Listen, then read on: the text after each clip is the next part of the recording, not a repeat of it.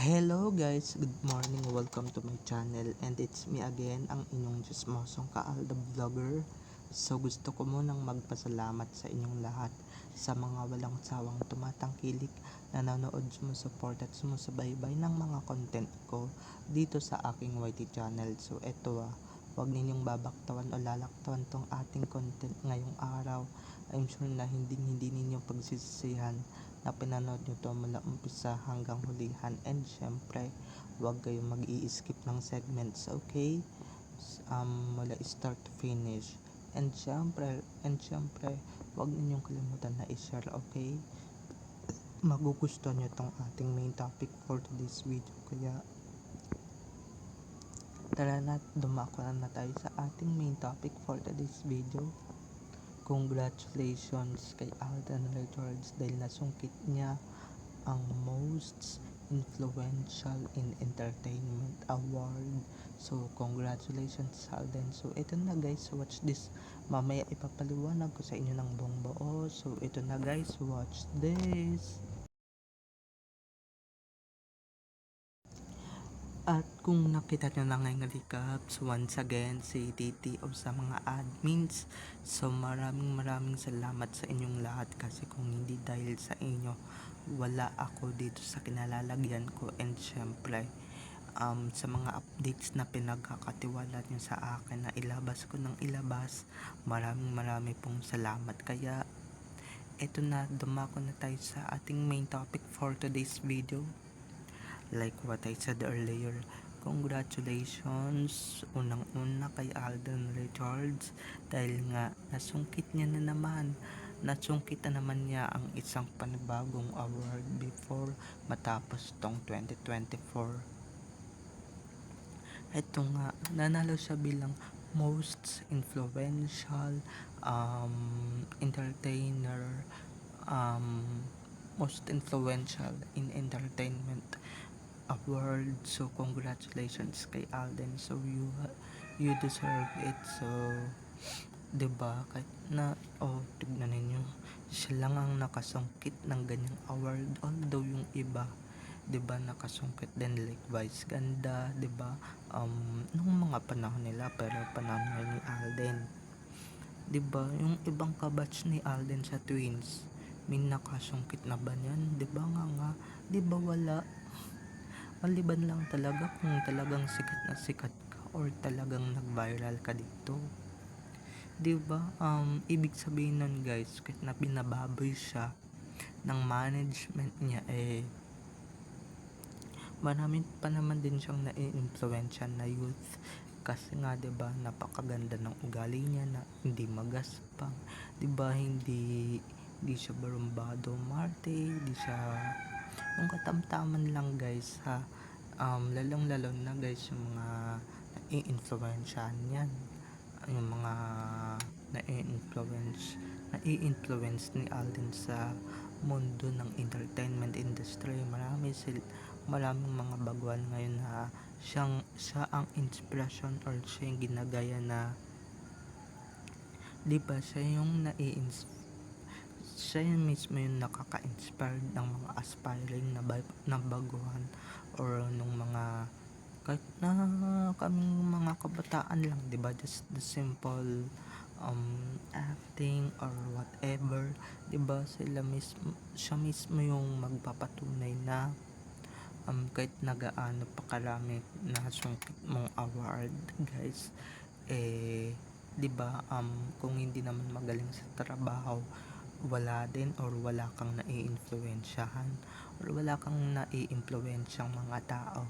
So ayan, isang panibagong award na naman. I'm sure yung iba dito guys, yung iba dito maiinggit na naman sila, and syempre puputok na naman ng mga batch nila na ba't ganyan, 'di ba, ganito. Ay nako, sawang-sawa na ako sa mga kagaganyan nila, sa mga kapresyuhan nila, and syempre sa mga katalantaduhan nila guys. Sawang-sawa na ako, and syempre medyo gusto ko lang din naman talagang gusto din naman natin talaga guys, pag kayo bakit, 'di ba, bago kayo magkaroon ng ganyang award dapat makita yung pinapakita ninyong or maganda yung pinapakita ninyong halimbawa sa mga kabataan, hindi yung puro sarsuela or whatever. Kaya yung iba dito hindi nagkakaroon ng award, 'di ba? Tsaka pag nagkakaroon ng award, guys, lumalaki agad ulo. Tignan ninyo si Alden, isang katutak na yung award. Isang katutak na award, halos mapupuno na yung bahay nila ni Maine. Pati yung bahay niya mapupuno na. 'Di ba? Ibig sabihin nun, guys, deserve niya sa bawat trabaho. Syempre hardship din yan, and syempre ano din yan, hard work, 'di ba? Kahit gaano pa karaming dinaanan mong mapapait, talagang umaani ka ng good vibes, and syempre ng positive energy, ika nga. Kasi guys, pagka puro bad vibes lang talagang pinapairal natin dito sa mundo, ay wala, buong taon na, buong dekada, magiging nega ka na, magiging ano ka na, 'di ba? Magiging bitter ka na, and syempre um magiging ano ka na, 'di ba? Magiging basta alam nyo na yun, mga Kalab Nation. Pasensya na guys kung medyo madilim, kasi medyo pa umaga na. Pero tuloy-tuloy pa rin tayo sa mga topics natin, okay? Kaya like what I said earlier,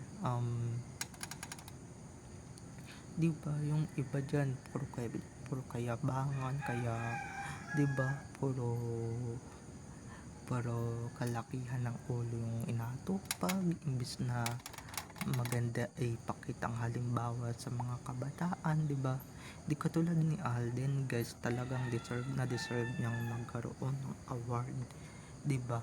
Yung ibang artista, guys, pag nagkaroon ng award, ay nako, talagang anong ano yan, kahina-hinala, and syempre ka ano-ano yan ng bonggang-bongga, kahina-hinala yan ng bonggang-bongga. Kaya 'di ba, kung sila magkakaroon ng award, guys, talagang hindi talaga deserve, 'di ba?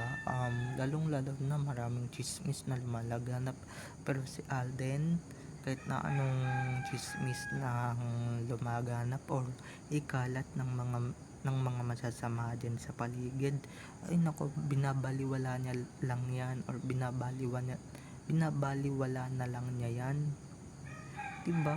Dinededman niya na lang yan, and syempre ini-ignore niya na lang yan. Yun talagang the best way, guys. Yun talagang the best na pairalin, guys, dito sa mundo, na kung ano man yung chismis, lalong lalo na sa showbiz, diba? Lalong lalo na sa industriya ng showbiz, maraming pinapakalat na chismis, maraming pinapakalat na false information, false news, false na balita. So dinededman nyo na lang yan. Yun yung ibig sabihin ng influential, guys, na kahit anong ibato sa'yo, deadmine mo lang, 'di ba? At syempre yung mga aspirants artists natin dito sa Pilipinas, na influence din ni Alden, na napakagaling din umarte, and syempre lagi siyang bukang bibig, na gusto siyang ma-look up, na gusto siyang makatrabaho, gusto siyang makasama sa teleserye, 'di ba? Dahil idol nila si Alden, ganyan,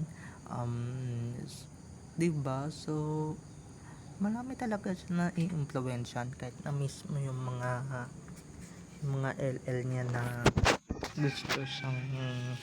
gusto siyang makabulok, 'di ba? Limbawa, mga hindi ere-ere, 'di ba? Na kaya niyo naman kung sinong famous na, 'di ba? Yung iba diyan, may nakamit na ba kayong award? Yung iba diyan ang tagal-tagal na sa industriya, 'di ba? Wala pang nakakamit na ganyang award, pero si Alden, guys, sasabihin ninyong 14 years na sa showbiz at marami nang nakamit na award, 'di ba? talagang deserve niya talaga. Bukod sa gwapo na, business minded, matalino, 'di ba? Talagang may sariling sikap talaga na sumikat. Hindi siya nagpapadaan na sa mga kung sino-sinong mga matataas na pamunuan para lang sumikat, 'di ba? Sariling sikat niya, and syempre kung hindi dahil sa Aldab, kung hindi siya, 'di ba, kung hindi dahil sa Aldab nga ngayon mismo ngayon, hindi yan titingalain ng mga maraming Pilipino. Alam niyo naman yan guys, pag masyado kang may nararating sa buhay, eto real talk lang pag may nararating ka sa buhay, or may mga na-achieve ka, it's either artista or vlogger, or it's either may nagtatagumpay or matagumpay ka na, 'di ba? Bigla silang babait, bigla kang pupurihin na ay congratulations, ganyan ganyan, 'di ba? Pero noon guys, dinadaan-daanan lang nila yan, yung mga fans, 'di ba, tinatapunan lang siya ng views, 'di ba?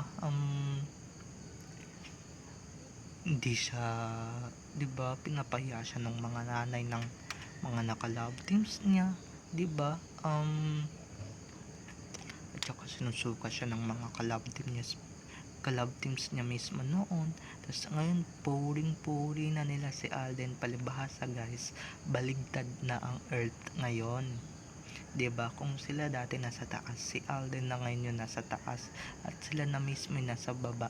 Tatangila na lang sila para makita nila si Alden Richards, at hindi na nila ma-reach, 'di ba? So kahit na hindi nyo na ma-reach si Alden, hindi yan kagaya ninyo na mga konting sikat lang, mga nagiging hambog na, 'di ba? So at makatikim lang agad ng award, post agad sa Instagram, post agad sa YouTube, post agad sa kung saang social media platforms, 'di ba? Na gusto ninyong patungkulan na pinagyayabang o si Alden, guys, hindi niya kailangan magyabang, dahil mga fans niya na mismo ang nagyayabang para sa kanya. Maski kaming mga fandoms or Aldab Nation, pag kami nasusungkit si Alden, kami na rin mismo ang naglalabas, and syempre nagyayabang niyan. So babay na mga ka-ADN, I love you all. I hope you enjoy this video.